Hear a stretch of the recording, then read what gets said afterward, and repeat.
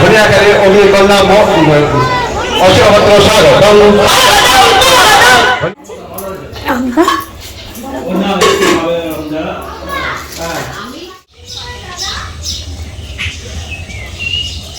আসসালামু আলাইকুম সবাইকে। ভিডিও শুরুতেই সবাইকে জানাই ঈদ মোবারক, ঈদের অনেক অনেক শুভেচ্ছা ও অভিনন্দন। আল্লাহ বলে তাকবীর দিতে হয়।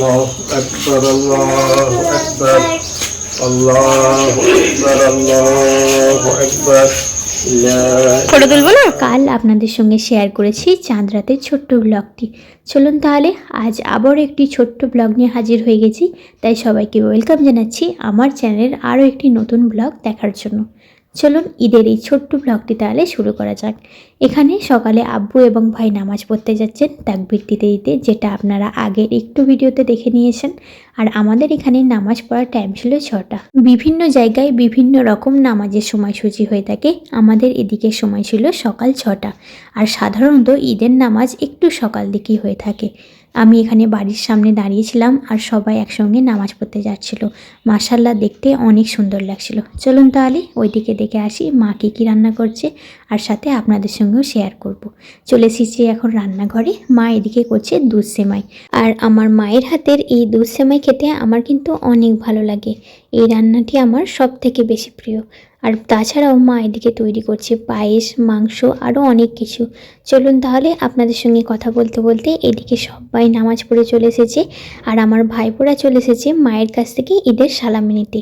ছোটদের তো এইটাই মজা, তাই না? নামাজ পড়ে এসে বাড়ির বড়দের কাছ থেকে সালাম দিয়ে সালামি নেওয়া। ঈদ হোক কিংবা কোরবানি, বাড়ির বড়দের থেকে ছোটদের আনন্দ কিন্তু একটু বেশি হয়ে থাকে।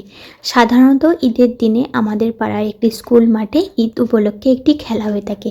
আর সেই খেলাতেই আসছেন আজকে রচনা ব্যানার্জি, যেটা আপনাদের আমি ভিডিওর শুরুতেই শেয়ার করেছি। চলুন তাহলে এবার খাওয়া দাওয়া সেরে নেওয়া যাক।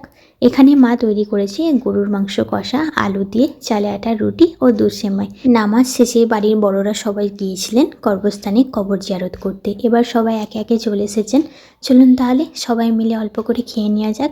মা এদিকে সবাইয়ের খাবার সাজিয়ে দিচ্ছিলেন আর আমি একে একে সবাইকে খেতে দিচ্ছিলাম। চলুন তাহলে অল্প করে খেয়ে নেওয়া যাক। এরপরে সবাই বাড়ির মেহমান আসবে এবং আশেপাশে সবার সঙ্গে দেখাও করতে যাব।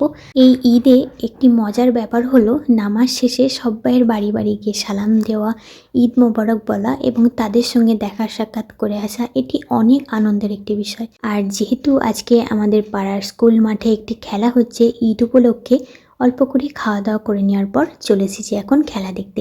এদিকে হচ্ছে মিউজিক্যাল চেয়ার। এছাড়াও ছিল আরও অনেক ধরনের খেলা, যেমন হাঁড়ি ভাঙা, কুইজ, যেমন খুশি সাজো, মোমবাতি জ্বালানো। আর এই খেলা উপলক্ষে ঈদের খুশিটা আরও দ্বিগুণ হয়ে যায়। এখানে বাড়ির বড় থেকে শুরু করে বাচ্চা পর্যন্ত সবাই খেলায় কিন্তু নাম দিয়েছে। আপনারা দেখে কিন্তু বুঝতেই পারছেন।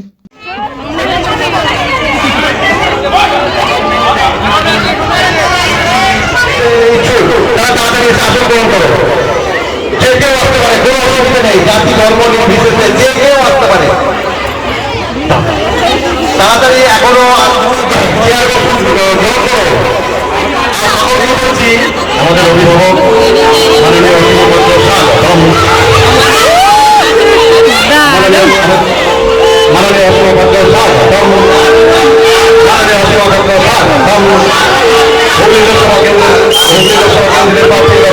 স্বাগতম। ধনিয়াখালী অগ্নিকন্যা অশোভদ্র স্বাগতম। ধনিয়াখালী অগ্নিকন্যা অশোভদ্র স্বাগতম। আর এদিকে খেলা দেখতে দেখতে খেলার মাঠে চলে এসেছিলেন রচনা ব্যানার্জি। আপনাদের ঘরে যতটা কাছ থেকে সম্ভব দেখানোর চেষ্টা করছি, কারণ প্রচণ্ড ভিড় থাকায় তেমন কোনো ভিডিও নিতে পারেনি। চলুন তাহলে ঈদের এই ছোট্ট ব্লগটি এখানেই শেষ করছি। দেখা হবে পরের আরেকটি কোনো ব্লগে। সবাই ভালো থাকবেন, সুস্থ থাকবেন। আল্লাহ হাফেজ।